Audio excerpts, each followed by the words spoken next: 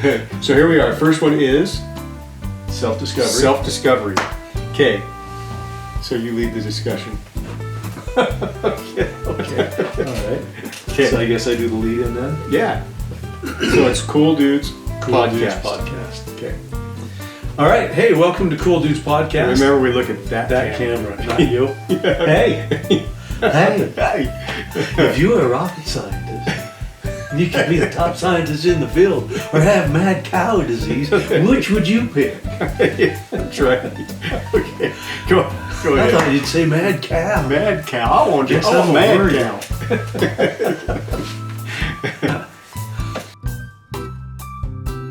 All right, well, welcome to Cool Dudes Podcast. We are here with our next installment. Is it an installment? Episode. There you go. Our next installment. You send us $250 a month. Hey, all right. Okay, here we go. I got it. Got it? Okay, welcome to Cool Dudes Podcast. Okay. Well, okay. Hey. Let's keep it kind of... Okay. All right, welcome to Cool Dudes Podcast. Okay, now we gotta do it again. Okay. Welcome to Cool Dudes Podcast. We're back. We are live, in person, and ready to rock and roll. We are. We are. This is episode 2. No. No, it's episode 4, right? Episode 3. Episode 3 and 4. Yeah, okay. Let's do this again. Hey, let's do this. We can do this. I know we can. I know we can. All right, well, welcome to Cool Dudes Podcast. We are back with episode 3. We're excited to have you here. Doug and I have got some real juicy information for you. Hopefully you've listened to the other 2. If you haven't, go back and listen to them. And if you have, go back and listen to them again because there's some good They're just that stuff good. in there. Yeah, we packed it with information. We did. It's And we're going to do the same thing tonight in this one. or today, whatever it is for you. In this episode, we're going to do it again. Absolutely. So today we're going to talk about Self-discovery. Self-discovery. You can talk about self-awareness. I'm talking about self-discovery. Okay. We're talking about self-discovery. So we're discovering we're having a hard time starting. We're discovering that we're not really on the same page. Okay. So, all right. Self-discovery. We're talking about Self-discovery, yes. So what exactly is self-discovery? You're looking at the camera, not the monitor, right? I'm doing both. I'm just so confused. Same here. So what exactly is self-discovery? You know? I mean, people are probably wondering, what do you think? You think they're wondering? I think they are. So let's tell them. Let's stop laughing. I'm serious here, man. Okay. I have no clue what you're talking about. Well, then we're going to discover it. Yeah. All right, Okay. self-discovery. Okay. Well, let's roll from the beginning. Okay, all right. Yeah, we better have a drink. So we're on self-discovery. hard. What's the difference between self-discovery and self-awareness?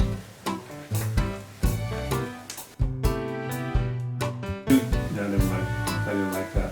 Okay, Here we go. Ready? I'm ready. Okay, here we go. Welcome to Two Gold. Not this. Would you like me to start I it? will slow down. Okay. Welcome to Two Dudes Podcast. Two dudes. Go ahead and do it. All right. Hey, thanks for joining us. This is the Cool Dudes Podcast, and we are here to talk to you about self-discovery and what that means in personal change. Because here on this podcast, we talk about everything when it comes to personal development, personal growth, self-help, whatever you want to call it. That's what we do. We are mentors, life coaches, and master hypnotists. We do a lot of hypnotherapy, and we just love helping people. So tonight, right now, we're going to talk about self-discovery. And this is my brother Don joining me. How to do. And I am Doug. So thanks for joining us. We hope you enjoyed this episode number 3, self-discovery. I know they're going to enjoy it because there's some good stuff. So let's talk about self-discovery. Okay. What is self-discovery? That is a very good question, isn't it? I think it is. That's why I asked it. Yeah. Well, I think it's the first step to change. Absolutely agree. Because if you don't know anything about yourself, which I'm amazed at how many people walk around and they don't know themselves. Know themselves, yeah. Like if you think that you're the victim because you don't have any idea of what's going on. There are a lot of victims. There's a lot of victims. A lot of victim mentality, yep.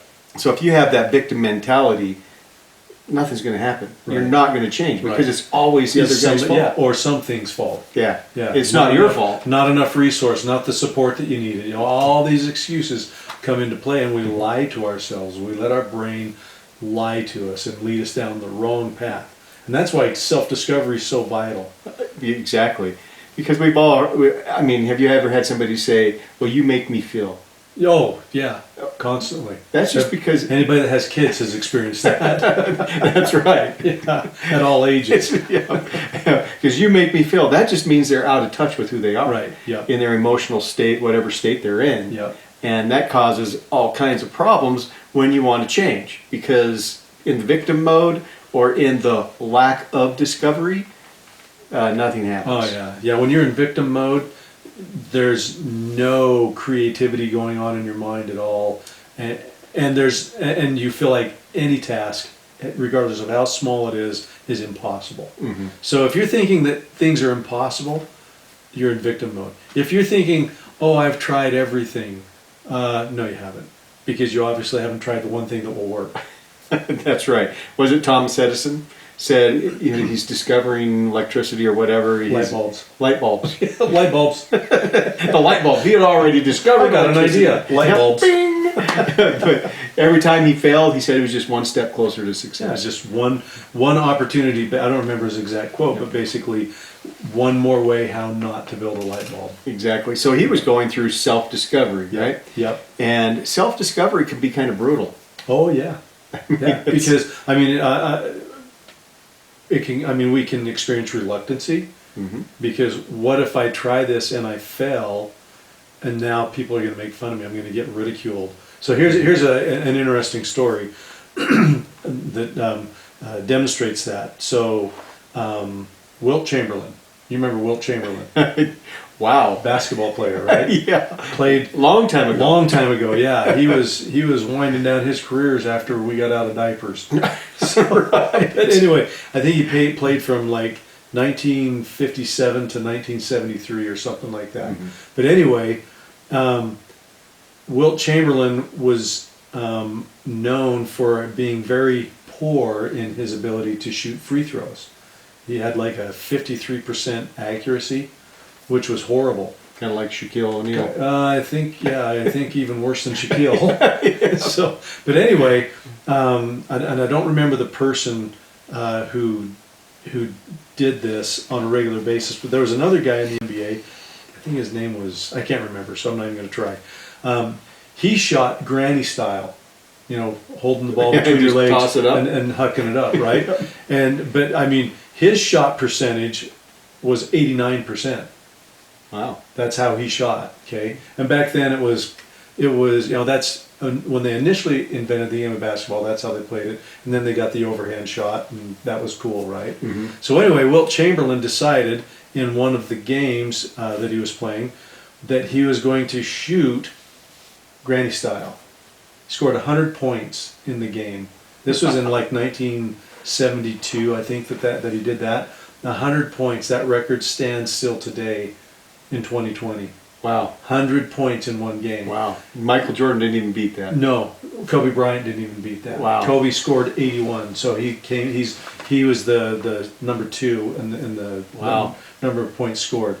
So anyway, he shoots like that in this game, scores 100 points, but then he didn't do that ever again because of the ridicule, the comments that people would make. Even though, the results were phenomenal, right? Yeah, because they were making fun of him the way he was shooting. Right. But they were making fun of him because of the way that he was shooting. So he never shot like that again. So you're saying we'll hold on self-discovery because of fear. Right. Yes. Because we're either afraid of what people might think, or we're afraid of what we might think about ourselves. Right. We are afraid we may not know how to change. Or what if I fail? Or what if I fail? Yeah. So when we aren't allowing ourselves to do self-discovery, it's a lot of times because of what we're focused on. So our mind likes to keep us in areas of familiarity. Right. So if I've learned over my lifetime of throwing a temper tantrum to get my way, even as an adult, and then I discover that's not too cool. Yeah, it's not really. When you're in Walmart as a 30-year-old and laying down on the floor and kick and scream, people are like, whoa. Whoa, what's going on with him? Nobody says, now that is cool. No, they go, psychiatric help now. Yeah, right. Cuckoo clock is still around. But once you self-discover and you say, oh man, I have an issue. I'm in Walmart. I'm flopping around like a fish. Yeah. And then you have that. Then the next step is... Yeah. So yeah, you have... That maybe caused the fear right there, because you're like, I don't know how to stop it. So self-discovery usually happens when you're in Walmart, laying on the floor, kicking and screaming, and you have the realization that, oh, this isn't cool. That's that moment in time that you have that self-discovery. And really, it's kind of an awareness too, right? Yeah. And so you have that moment in time that sparks the, oh, I need to change this. Yeah. So then tell me, I had a good question for you. Let's see if I can remember. Okay. All right. Some self-discovery here. Self-discovery. So can there be self-discovery without throwing the temper tantrum? Oh, yeah. So absolutely. how do you go through that process then? Because I don't want to have to go into Walmart and lay down and flop around. Your homework assignment this week, if you choose, is to go to a public place. Yeah, exactly. So you can go through systematic self-discovery to help look for maybe the weaknesses you have, the negative emotions and things you want to get rid of. Yeah, absolutely. I mean, as adults, hopefully that's how you do it. And you're not going to Walmart, right? Yeah. You know, not all adults do. I get that. However, Well, I discover lots of times people like me. They call me number one all the time. All the time, yeah. It was a nice discovery to know that I'm loved. Yes, you are. Yeah, it's all in how you focus on it. Exactly. Yeah, it's the perspective, right? Right. Yeah. No, it happens. I think it happens all the time. For me, it does. You know, an example would be years ago. I was employed, and my attitude was horrible. I think we talked about this in episode 1. Attitude was horrible, and honestly, I deserved to be fired. But were you fired? But I wasn't fired. But you deserved to be. I had that discovery that the way I was acting or how I approached people at work was not appropriate.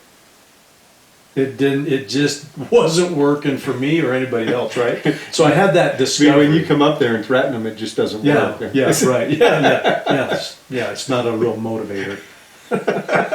So I had that discovery, you know, after a conversation with my boss when he was wanting me to step down from my position. Wanted you to be the janitor. Yeah, right. So I mean, basically, I was laying down on the floor and kicking and screaming, right, in a different way. But I had that discovery that, you know what, if I don't change things, being asked to go from being a director of technology to a janitor, that is not a promotion. It was not. That was my discovery. But it was motivation to discover. Right, exactly. It was, you know, there's something usually nudges us, right? Yeah. Or pushes us off the... And it's usually something painful. Right. Something that we don't like. You know, and we might not even know how. Exactly. In fact, most of the time, you don't. Right. At the point of discovery, you really don't know how to make the change. You just realize, right, okay, I am now aware that I am a jerk. Yeah. You know, how am I going to change this? Exactly. Yeah. Because I used to have anger issues. You know, life was collapsing on me. My business was going down. Mm-hmm. You know, significant other at the time was... Anyway, life was... Life was nice not catch. good. Yeah, life was not good. And I became aware that I thought it was everybody else at the time. You know, everybody is like, what is going on? Yeah. And then I realized, oh, I'm the jerk. Yeah, right. Everybody else. Yeah, it goes back to the victim, right? It does. I mean, I was the victim. Everybody else was a jerk, and they were being jerks. But I'm in charge. You know, I'm in charge of myself. I can only fix me. Yeah. I can only make myself the best me possible. Yeah. I have no control of all the other stuff going on around me. I can only focus on myself. That's right. And then you become aware of it, and then you can empower yourself to move forward. So here's an example of how you can do self-discovery, self-awareness on purpose. Right. And that is, you can boil yourself an egg. Oh, yes. Right. Yes. You should do this. Yeah, this is something you should do. This is your assignment. This really is your assignment. Yeah. Just get an egg, boil it, and once you have it boiled, you're going to let it cool down, obviously. But you're going to get a pen, and on the top, you're going to write. First, you're going to write a goal. Oh, yeah. On the side of it, you write your goal, whatever goal you might have. And then on the top, you're going to write how it makes you feel when you achieve the goal. Yep. And on the bottom, you're going to write the reward you're going to get when you achieve the goal. Right. Yeah, the reward you're going to give yourself for doing it. So how you feel on the top, on the bottom, the reward you're going to get around the middle of it is your goal. Then you take this egg, being very careful because it is an egg, and you're going to go out into the public, into the world, and you're going to find 10 people that you can hold your egg up to and tell them about your goal, how you're going to feel as you do your goal, and then the reward you're going to get, or how you're going to feel as you accomplish your goal. Now you go to strangers. These are not people you know. These are but be strangers. safe. Be safe. Now you go inside Walmart. It's a great place to accost people. It is. They're coming and going because they're already crazy anyway. Most of them are there. So and you hold up your egg to 10 people. The discovery that you get is how committed are you to the goal, but then what is it going to take for you to change to accomplish your goal? Right. A lot of discovery that goes on. When we do that in our classes, it is amazing, isn't it? Yes, it is. It is. And we've done it ourselves. Well, yeah. Yeah. At Yes. least I have. Well, I did it too. I talked to 3 people. Yeah, right. Yeah. So when we did it, when we got the assignment, we went to a conference, we got the assignment, and it was 30 people we had to talk to. Yep. And I talked to 3. And I got all 30. You did. Of course, I accosted a group of women, about 10 of them at once, and Doug was like, I don't know him. He's beating feet out of there, man. But some of the self-discovery when we did it was, I'm an introvert. Yeah. My natural tendency is to stand back and not be the person in the limelight. So I had to change that. Yeah. I had to overcome that. I became self-aware, like almost instantly, that I don't like doing things like that. Yeah. Well, I didn't necessarily enjoy it. However, the first one was the hardest person to approach. Yeah. And the person that I approached, I mean, they were way cool. Yeah. And so for me, the discovery was, you know what? This goal is important to me, and this person cares that I have a goal. Yeah. But then I had a couple of people who was like, get out of my face, freak. You know? So the discovery was, not everybody really cares about my goal, but how important is it to me? Exactly. And then here's the victim mode, though. Yeah. So we're walking out of the conference. I said, you gonna do the egg? And you're like, no, I'm not gonna do the egg. Oh, neither am I.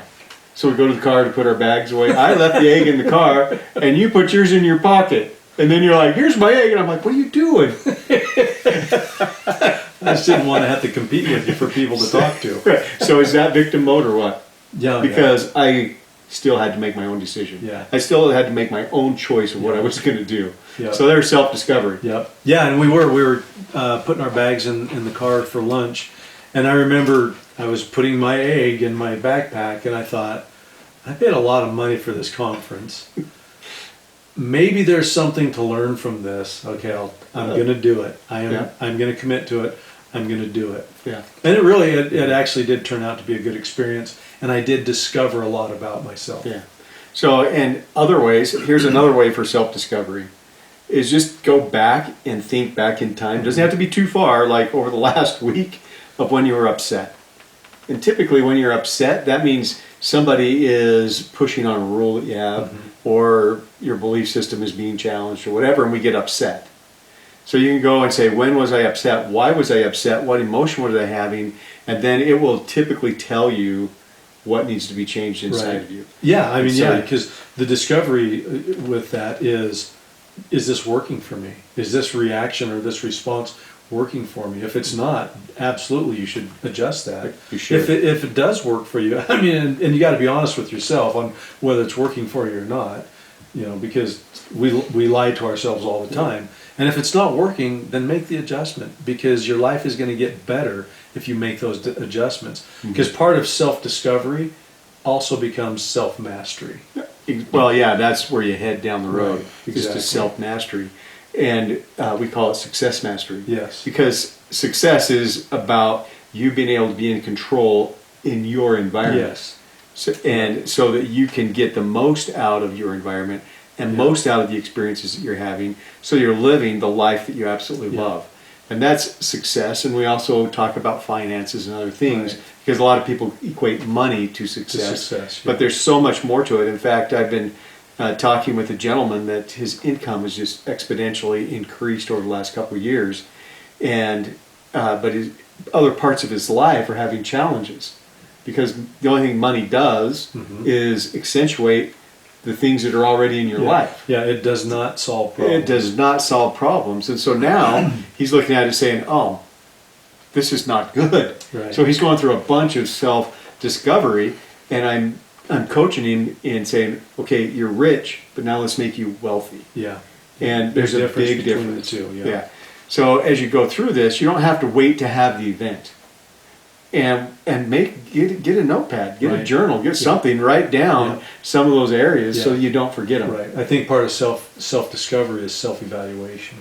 What goals do I have? What things do I want to achieve? And why am I not able to achieve those things? Why am I not able to move in that direction? Right. Yeah, because and you might have a stuck feeling. Yeah. It's like, man, I always say this thing, or I always do this, and I don't mean to, and I just feel stuck. Yeah. And that's another area Yeah. of self-discovery. Right. Yeah. And you have to be, I think you have to be brutally honest with yourself. Extremely brutally honest, if that's a phrase. Yeah, and don't ask anybody else to evaluate you. No. Because if they're brutally honest, you're going to walk away feeling this big. Yeah. Probably not going to be a good experience. Right. Especially if they are willing to be brutally honest with you. Exactly. And the other thing too is they're being brutally honest to you based on their perceptions. Right. Yeah. And it's their perceptions, not yours. Yeah. Yeah, and the other thing is when you're doing this, realize you're getting a result. Yeah. So if it's a negative result, we just want to turn it to a positive result. Right. And Tony Robbins teaches in this process, as you do it, here's one little lesson that will make a difference as you go through discovery, and that's just raise your standard in that area. Yeah. So if and even a little bit, raising it a little bit, just is a little still bit. an improvement. Yeah, and it'll make a difference. So if I'm trying to control my temper, then I'm going to raise my standard and say, in these situations, I no longer need to be angry. Right. I no longer need this temper. So I'm going to raise my standard just a little bit. Right. And then you just continually raise your standard, and pretty soon you'll notice a change. Oh yeah. It doesn't take as long. And not in a long time, not a long period of time. Yeah. Again, working with a lady in Tennessee, I mean, in 2 weeks, changing, raising her standard and making these changes and shifts in 2 weeks. Yeah. And then comments back to me are, I feel like a completely different person. Mm-hmm. Yeah. And if you need some help, by the way, we're mentors. We are Life coaches. Life coaches. If you hypnotherapists. If you're having a block, yeah, right.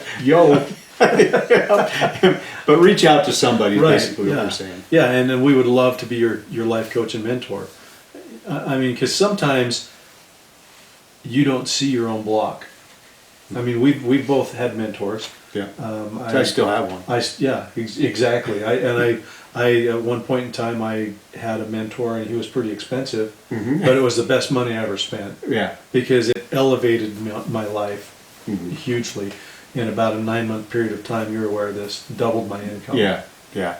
Well, amazing things can happen. Right. And really, And what I did, it was just small, simple changes. Yeah. But I was making constant small little changes. Right, but the period of time was about a year, 9 months to a year, that you made this change. Right. And what are you going to do in that 9 months to a year anyway? Yeah, you might as well come out with something, right? Yeah. Because the time's going to go by, whether you're working on self-improvement or playing video games. Exactly. I think I'd rather have the outcome of self-improvement Right. than video games. Yeah. Self-improvement is all about the outcome. In fact, I noticed one thing, and I'm mentoring new people that say, hey, I'd like to hire you. And I sit down with them and I start talking in terms of outcomes. What is your outcome? What is the thing that you want to happen, your result? People don't talk like that. No. They're like, and they've never what? thought of it. Yeah. It's so if this is a new concept, then this is a good juicy piece, because understanding your outcome will completely change how you react and respond to things. It will completely change to your level of motivation. Just understanding that one thing. What is my outcome? What do I want to achieve from this? Right. And I had a I had a meeting with a lady today, and usually the meetings are very confrontational on her side. One of the last meetings, we were talking, and she slams her fist down on my desk. And I just looked at her and I said, that is inappropriate. And it shocked her. I said, I'll talk with you however long you want, but I will not have those types of conversations. And she looked at me and she couldn't believe that I actually said that. And I said, it's inappropriate. Yeah. And I said it just like that. Totally shifted the conversation. But today had the conversation, and again, it's the victim thing, right? The reason she's not able to do something is because of me and all the changes that I'm trying to implement. And when the conversation started, I just, in my mind, I said, okay, what is the outcome that I want? And the outcome that I wanted was that we reach an acceptable agreement for both of us. Right. The meeting ended, and Acceptable agreement. acceptable agreement. Yeah. But the other outcome was I will control the conversation. Right. So you think in terms of outcomes. Before you even think in terms of outcomes, you have to discover where you have kind of these weaknesses at, where life is kind of getting you down, that's holding you back from keeping you from creating and designing the life that you absolutely love living. And it's possible. Right. Like, Oh, absolutely. We've been studying this since 2006. Something like that. Yeah. It's a long time. Long time. But keep in mind, It's a lifetime for some people. it is. Some of the people that watch our shows weren't even born when we started. All right. Welcome aboard. We got an audience of 12-year-olds. Exactly. So, but now what was I going to say? You were talking. It was really important. It was important. Get it back. It was. But what I was going to say is that we started studying, but we were a couple years into it when life really started to change. Shift, and we've refined it over the years because we maintained our curiosity and we remained a student of change. And I think also the thing that helped us, for me, the thing that helped me to stick with it was I was seeing these incremental changes. I was experiencing different things in life, and things that I thought before that were out of reach they were coming to me. Yeah. You know, it was all of a sudden it was happening. Yeah, it's like instead of me chasing it, it was being pulled. Exactly. So here's a story, and then we'll kind of wind this down a little bit. Okay. I don't know if we will or not. We've been at it 36 minutes, but I think we had a lot of laughter in there. I don't know how long we've been doing it. Well, we've been doing it for over 12 years. So here's a personal story that happened. I discovered that my spirituality was really lacking. And I'm a religious person. I believe in God, and I like to have spirituality in my life. But it was lacking, you know. Right. It's like, he is not answering my prayers, so why have them? Right. You know, it's his fault, not mine. And so I decided that I needed to change that, because I discovered that, you know what, I'm just not feeling the same. And so I started practicing, and here's another clue: the things that you don't want to experience, make it hard to experience them. Yeah. Make it really hard. Yeah. The things you want to experience. And how do you do that? It just, in your mind, I just tell myself, like, okay, the only way that I cannot talk to God is if I'm dead, physically, spiritually, mentally, and I am totally obliviated out of existence. Right. Other than that, he's going to talk to me. And it's really that simple. It really Making is. that decision, that conscious decision in your mind of what your response is. Exactly. But then I made it super easy that he listens to me all the time. And so I start looking for the things that say, hey, Looking this for is the spiritual. evidence. Yeah, here's the evidence. And I made it super, super easy. Like, oh, I wake up and I'm still breathing. that's a good one right there. God loves me. God loves Yeah. me. So I've been practicing this for about 20 days.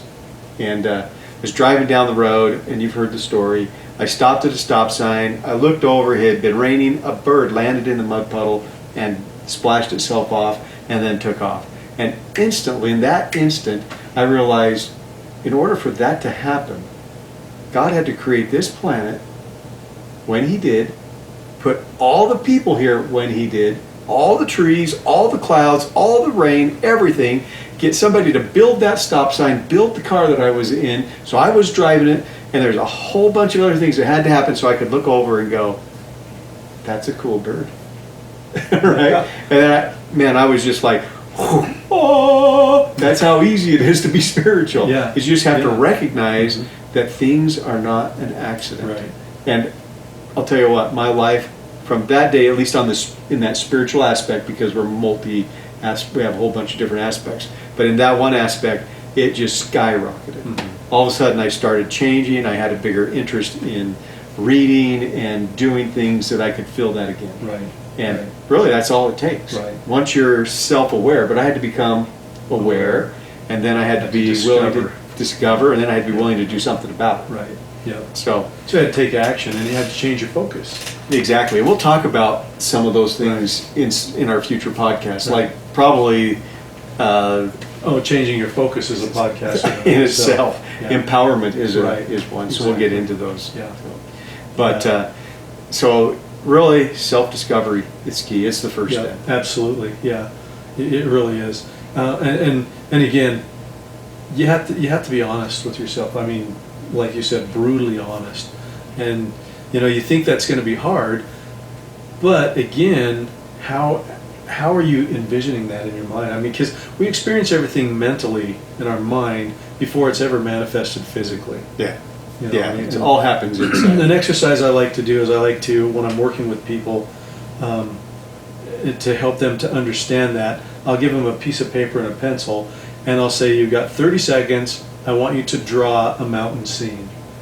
So they'll take 30 seconds and they'll draw. In fact, I was working with a young gal, she was like 14, really dealing with anxiety and things like that.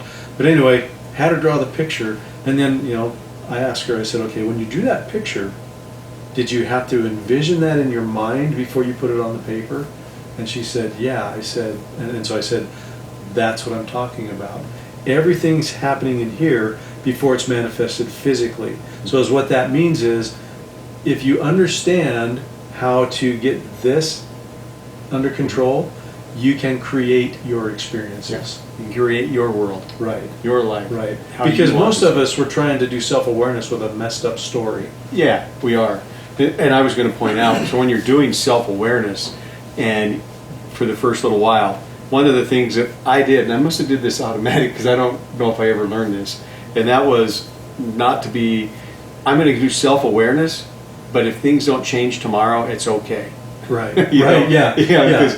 Because I knew that, Yeah. man, I made my list, and I was like, oh, man, there's pages. Yeah. You know, Right. how am I Yeah. going to change all of Yeah. this?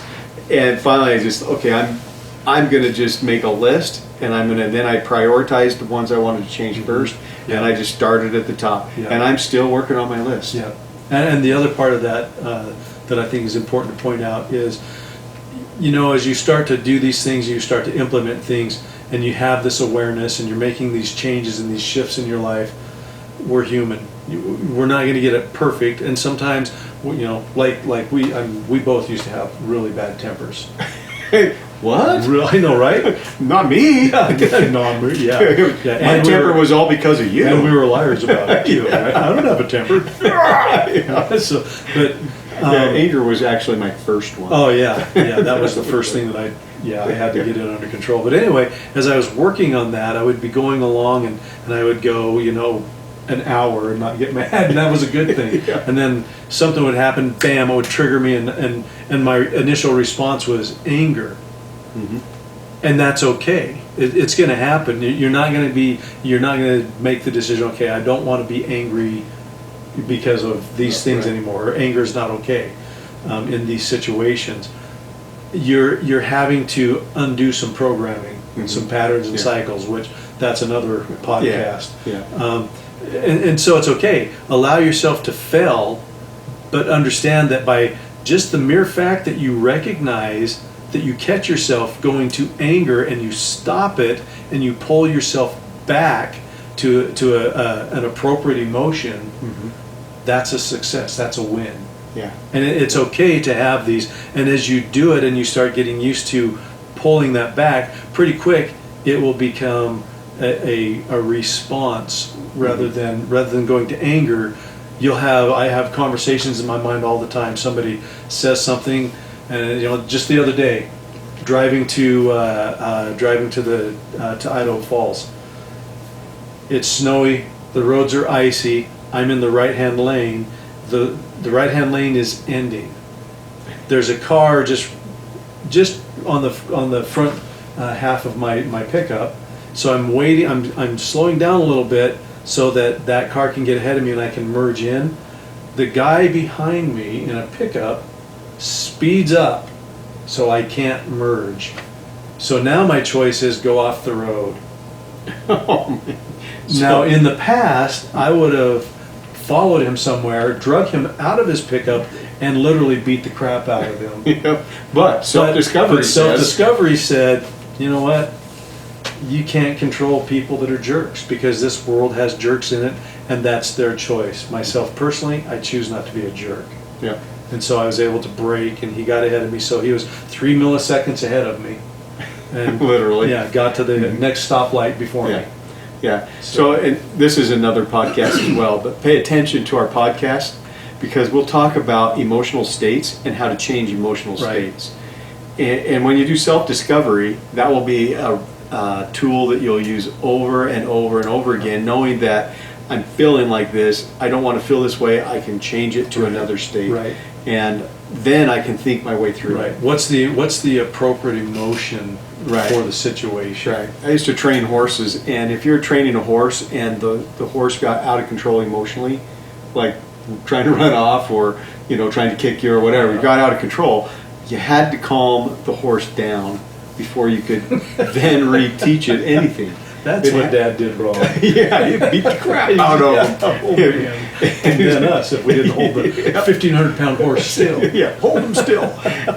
But if you calm them down and get them to relax, then you can move them in a direction. And we're the same exact way. Right. If I'm all pumped up on anger, I am not thinking things through. Oh, no. But if I can say, man, this is making me upset, like the guy going past you, but okay, I'm calm about this. Now you can brake, move in, and go, well, he's whole 10 feet ahead of me. Yeah, and you know what? It was easy to just let it go. Yeah.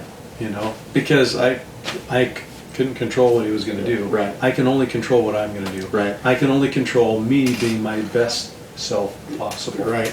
And we'll end on this point, but the point is self-discovery is all about self. We're not trying to discover what everybody else around you is doing wrong. Yeah. It's self-discovery, so you can change yourself.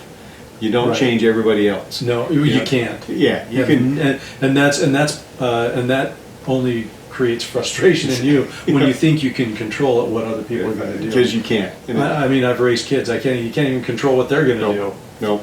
So it's all about you. And this sounds selfish, but if you will control you, if you will do your own self-discovery, if you're in a relationship, if you're married, significant other, kids, work, whatever the relationships are, you will notice they get 100% better. If you control yourself. If you control yourself, yeah.